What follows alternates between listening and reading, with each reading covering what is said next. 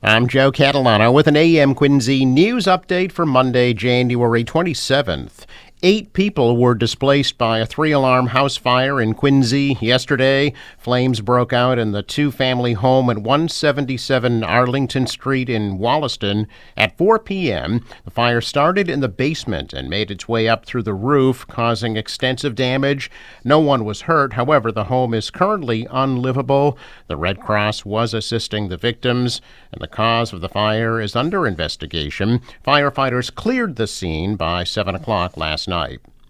There were no injuries in a 2-alarm fire at a home in Braintree on Franklin Street Saturday afternoon. That fire started on the home's rear porch. Just before 4 p.m., the Braintree Police Department announced that Braintree Fire Department was operating a second alarm fire at 316 Franklin Street, and that the public should avoid the area of Franklin Street and Washington Street near Five Corners. As a result of the fire, the home has been ruled a total loss. The cause of that fire is also under investigation. 5 people were displaced by a house fire in Randolph early Saturday morning. Randolph fire officials say they responded to a fire at a single-family ranch-style home on Marconi Drive at around 3 a.m. on Saturday.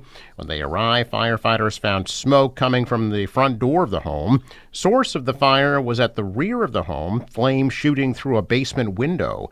Firefighters made entry into the house and were able to determine that the fire started near the home's heating equipment. Fire was put out about 20 minutes later. The basement sustained fire, water, and smoke damage, and the first floor also had some smoke damage. Fire officials say the home is currently uninhabitable because the heating system was damaged. 5 people who lived in the house were displaced and were staying with family members in the neighborhood. No residents or firefighters were injured. Firefighters from Holbrook and Milton provided mutual aid at the scene, while Braintree and Avon covered Randolph's stations. A preliminary investigation determined that the fire might have been caused by a malfunction in the heating system, but the official cause remains under investigation.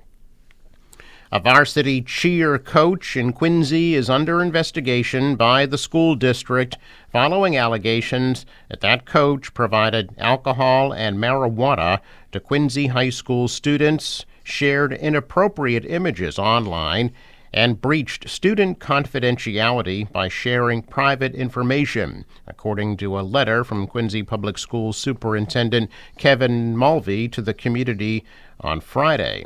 In that letter, Mulvey said the alleged incidents happened on at least one occasion. He also said students and families who've been directly affected have been informed. While these very serious allegations are being investigated, the employee has been placed on administrative leave. Mulvey says the investigation remains active, and not all of the details are currently known to the school department. The identity of the coach has not yet been released, and Mulvey said the investigation remains active because the school department does not know all of the details. Quincy Police Chief Mark Kennedy confirms that his department is also assisting in the investigation.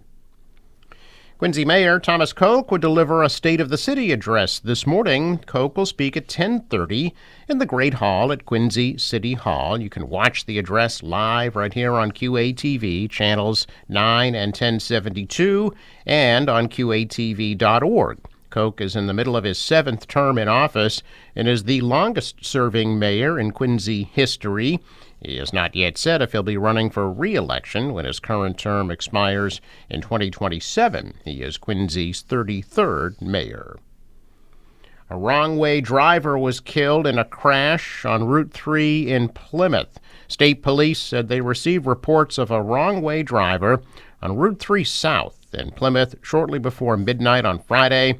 Soon afterward, a trooper on patrol reported a crash that appeared to be related.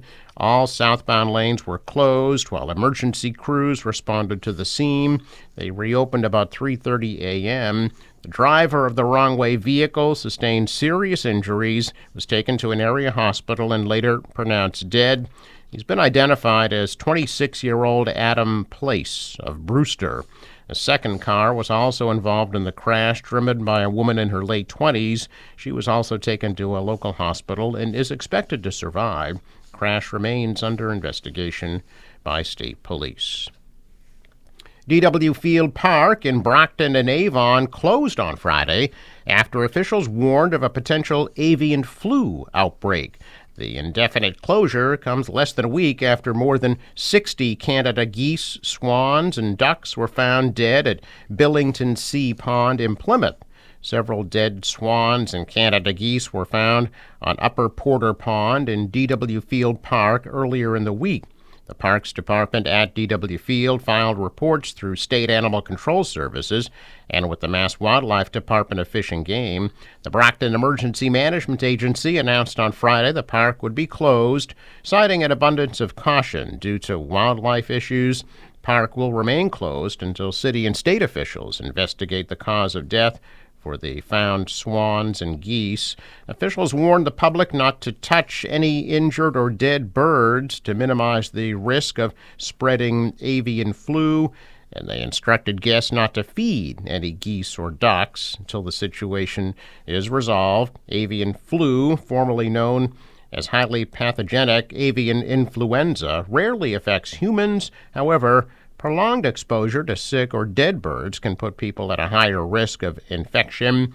Both wild and domesticated birds can be infected with avian flu without showing any symptoms, and wild mammals such as foxes can also become infected. Well, dozens of people lined Hancock Street in North Quincy yesterday, holding American flags to honor a war hero and Vietnam veteran well known in the community. The body of retired Captain Richard Stratton was flown from Florida to Logan Airport, where Quincy officers met his casket on the tarmac to escort him back home to Quincy with a formal procession. Police officers, veterans, even strangers all stood to salute his casket as it was brought to the funeral home. Stratton was 93 years old. Captain Stratton's story is one for the books as one of the longest-serving POWs from the Vietnam War. He was a fighter pilot in the Navy and did a few missions overseas and got shot down, got captured, was in prison for 7.5 years, more than 2,200 days.